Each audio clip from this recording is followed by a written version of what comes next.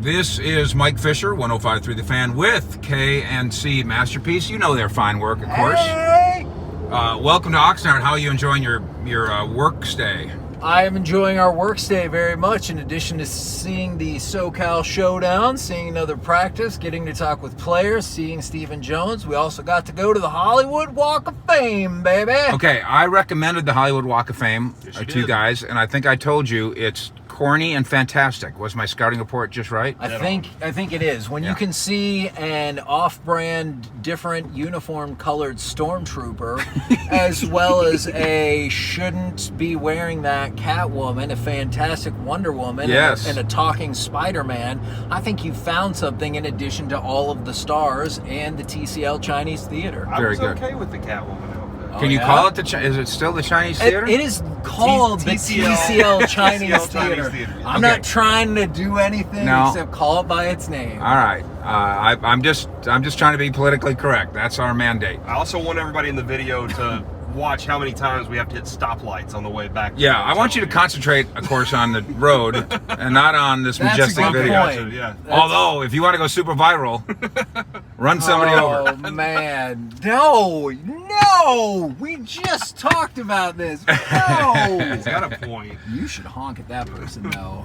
What you just saw, that's a person who creates traffic. Okay, how about just a little road rage? How about a little K&C Masterpiece road rage? Oh, fun story for you about road rage on these kind of trips. This is actually at Ranger spring training. Is Colby almost killed us once because he was about to run through a red light because it was an arrow. And he said arrow means go, even though we were like, but it was red. And he goes, I've never heard of an effing red arrow before. Yeah. So he was about to run us through an intersection where we definitely were going to get smashed into until we yelled, stop. And of course, Colby's no longer with us. And by that, I mean, because of his driving habits, he's dead. No! Just no longer with us. Okay. He lives on.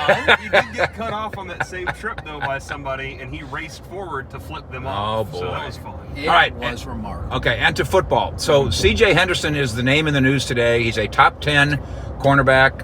In his second year, he was a college superstar. Everybody loved him.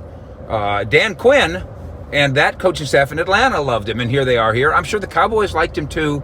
Now he's on the Urban Meyer trade block. Boys, there's got to be a reason. Okay, because you don't just get cheap, awesome football players for nothing. Why do we think they're moving on from him? They've clearly discovered something. Look, if you're looking to make a project that doesn't cost a lot, right, I'm all for low cost, high reward. But if you think he's just going to pop in and everything's going to be right on in the locker room and everything, I don't know. Or on the field, I don't know. And Corey, so there's a couple of different schools of thought for me on this. I can totally see Urban Meyer trying to put the iron fist on by going, I don't care who you are, and I really don't care who you are. Bully in the schoolyard. Everybody needs to be on their toes. Right.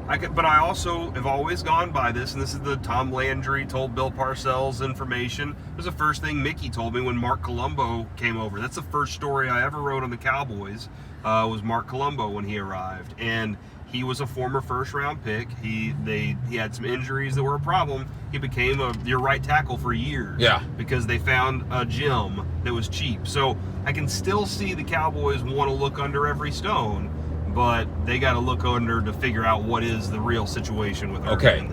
And if it worked, then you'd feel pretty darn good about your secondary depth. Okay.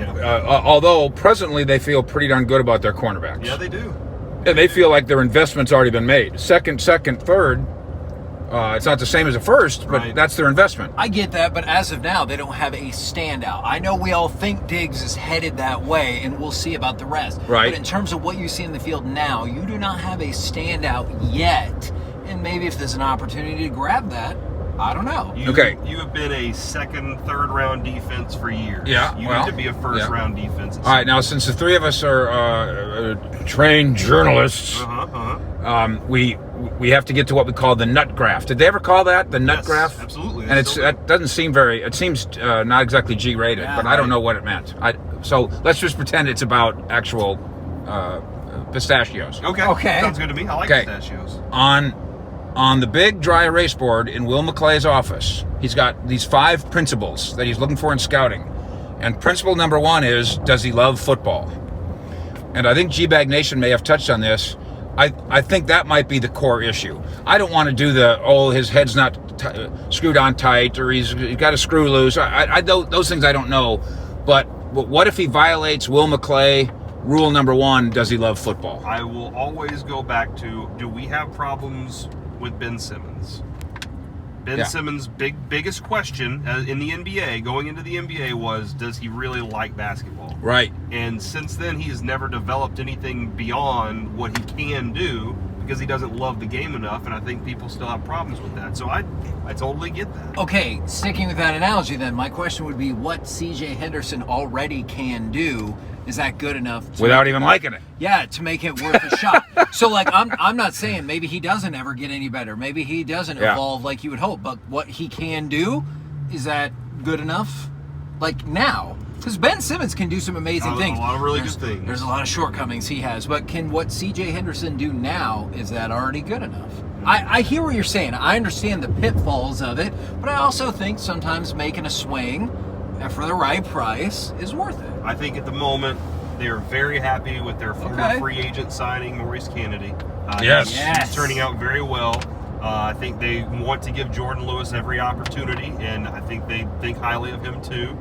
They drafted Kelvin Joseph. If they could upgrade there, I don't know, man. This is a really interesting situation, because you got a lot of good talent there, but a lot of talent that still could be a lot Diggs, better. Brown, That's K&C Masterpiece. As I told Sean and RJ this morning, traveling with them is like traveling with the Rolling Stones. There's drama, guys break their guitars, there's wild women hanging off chandeliers.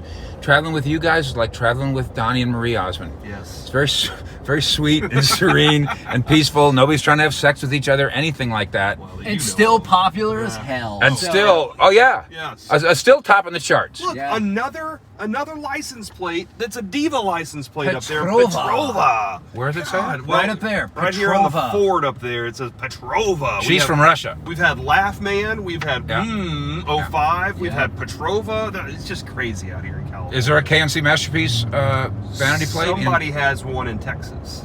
Oh, Somebody does have one in Texas. I'm sure it's in honor of one of the finest midday shows in all the land. Probably Sharif. K&C Masterpiece on 105.3 The Fan. Fish out.